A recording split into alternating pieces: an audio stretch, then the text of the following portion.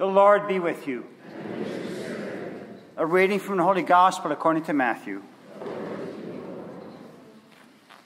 In the time of King Herod, after Jesus was born in Bethlehem of Judea, wise men from the east came to Jerusalem, asking, "Where is the child who has been born King of the Jews? For we observed his star at its rising, and have come to pay him homage." When King Herod heard this, he was frightened, and all Jerusalem with him. And calling together all the chief priests and scribes of the people, he inquired of them where the Messiah was to be born. They told him, "In Bethlehem of Judea, for so it has been written by the prophet, 'And you, Bethlehem, in the land of Judah, are by no means least among the rulers of Judah, for from you shall come a ruler, who is to shepherd my people Israel.'" Then Herod secretly called for the wise men and learned from them the exact time when the star had appeared. Then he sent them to Bethlehem, saying, "Go and search diligently for the child, and when you have found him, bring me word so that I may also go and pay him homage."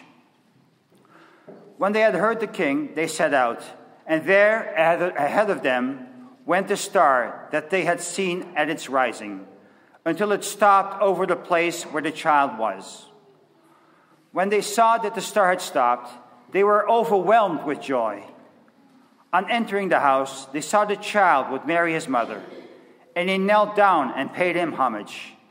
Then opening their treasure chest, they offered him gifts of gold, frankincense, and myrrh. And having been warned in a dream not to return to Herod, they left for their own country by another road. The Gospel of the Lord. Yesterday, turn this one off. This might be better. Yesterday, Deacon Renee and myself had the great privilege of visiting some of you in your homes to bring the Epiphany blessing.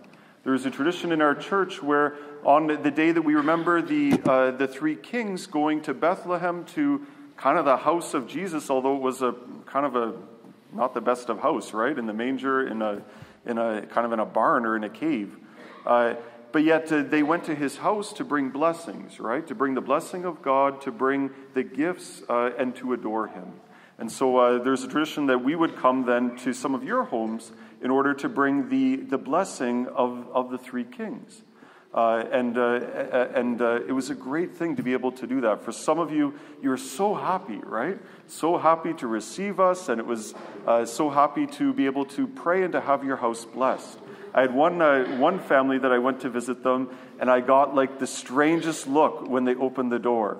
It's the look that some of you give when I visit in the hospital, right? It's like the priest is the bearer of death or of something really, really bad news.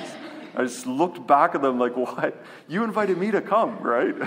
You invited me. But yet, then they figured out and remembered, and everything worked out well, right? And they were very happy and hospitable.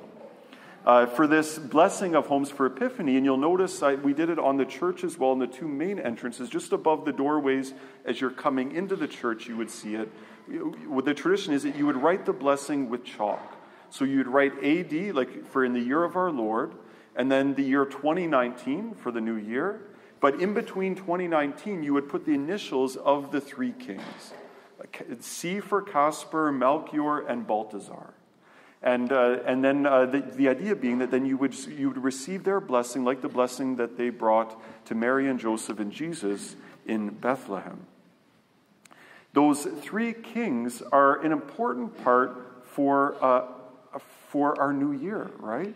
It is significant that in between 2019 are their initials. They have a great lesson to teach us. They have much to show us about how to come to adore the Christ child. And what I'd like to do today is just to reflect with you a little bit on the three gifts that they brought for Jesus: gold, frankincense, and myrrh. These aren't just kind of random gifts or whatever they had, or these aren't just like, it's not just a nice story of them coming, it's Jesus' birthday, they brought him a few gifts, isn't that wonderful? But that these gifts, we need to bring these gifts too. These gifts are really important. They signify a lot. If we want to come to adore Christ, you and I as well need to bring gold, frankincense, and myrrh. What does gold symbolize? Usually gold, we think of gold. Gold is something that's fit for a king, right? A king would have his palace maybe covered in gold. Gold is something for a king, and Jesus is a king. But there's more too, right? Gold is also a sign and a symbol for wisdom, that we bring to God a gift of wisdom, of living a life well and properly, living our lives in a wise way. When in the story that we read today, we hear of this kind of wisdom of the three kings.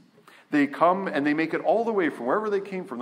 One family was trying to convince me that one of the wise men was from India. And I was arguing. Mainly my argument was just, no, come on, no. But then they looked it up, Googled it, and it's like, yeah, there is a tradition of one of them coming from India. So there you go. But they came from all over, right? From all over to this point. They made it to Bethlehem, and then they weren't quite sure where to go once they got there. So they went to Herod. Herod, it says, they asked Herod first. It says that they asked Herod, where is the Messiah to be born? And then Herod goes and he asks the chief priests. He gathers the scribes around him, those who really knew, and he asks them, where? Tell us where this child is to be born, the Messiah. And they know, right? They're not surprised. It's not like, oh yeah, I wonder. We've never thought about that.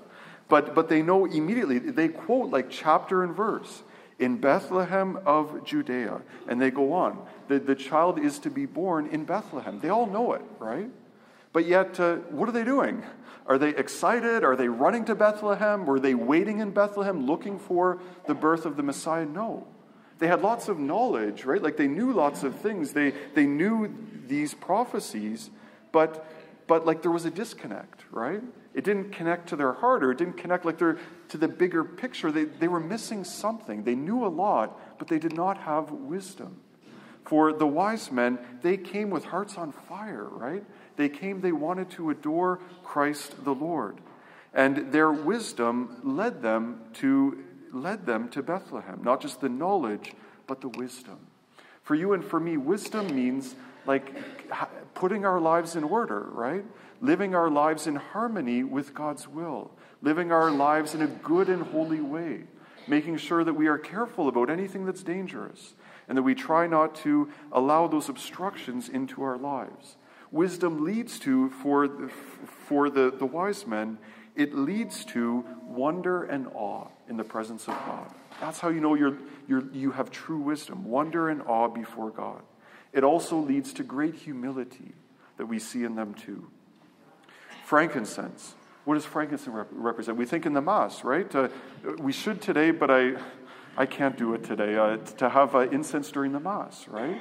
And the incense, the smoke, the smell rising up to God, we immediately think of God. Incense is a sign of divinity. It's a sign of God. It's also a sign of piety and of prayer. For the Magi, they come really for one purpose. They come bringing gifts, but what's their main purpose in seeking out this Messiah, the Christ child? Their main purpose is so that they could kneel down and pay him homage. That they could kneel down and worship Christ the Lord. That's why they come. For you and for me as well.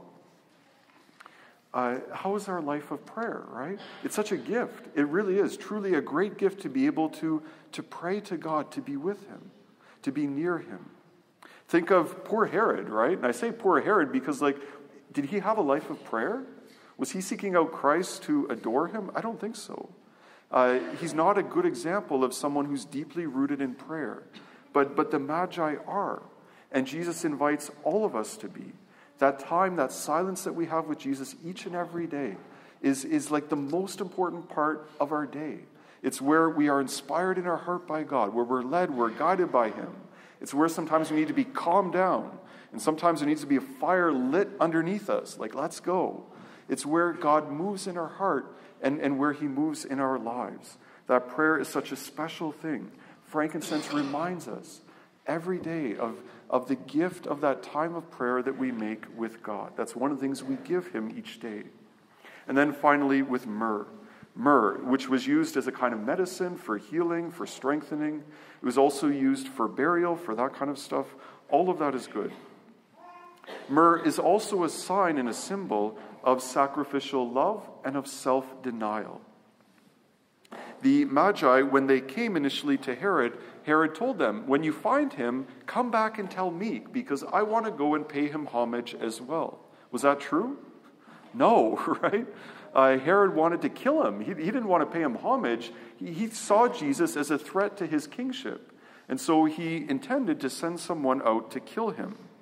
So the Magi are left in this kind of spot where they go to Bethlehem, they see, they worship, and now they're going home. They're going back. How will they return? It says that they return by another road home. They went a different way. They could have went back to Herod, and I'm sure Herod would have given them many things, right? He would have said, wow, thank you so much for coming. We'll have a big party. I'll honor you. I'll give you lots of great gifts because now my kingship is secure. I'll give you anything.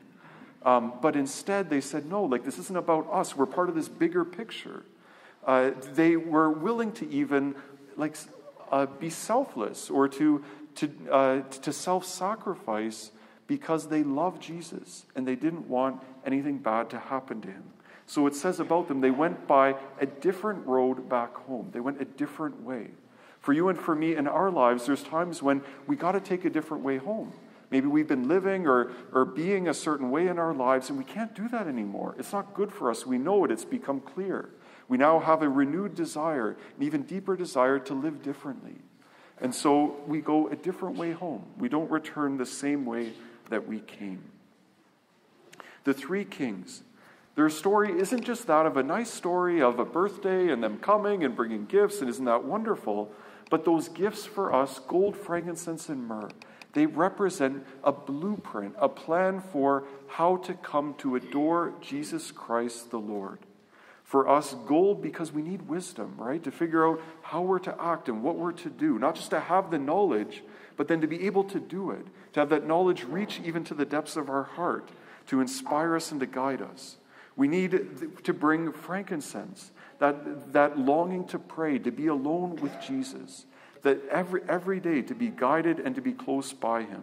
And then also the myrrh of self-denial, the myrrh of selflessness, the myrrh of great generosity, giving of ourselves out of love for others. Remembering these three gifts will help us to truly come to kneel down with the three kings and adore Christ the Lord.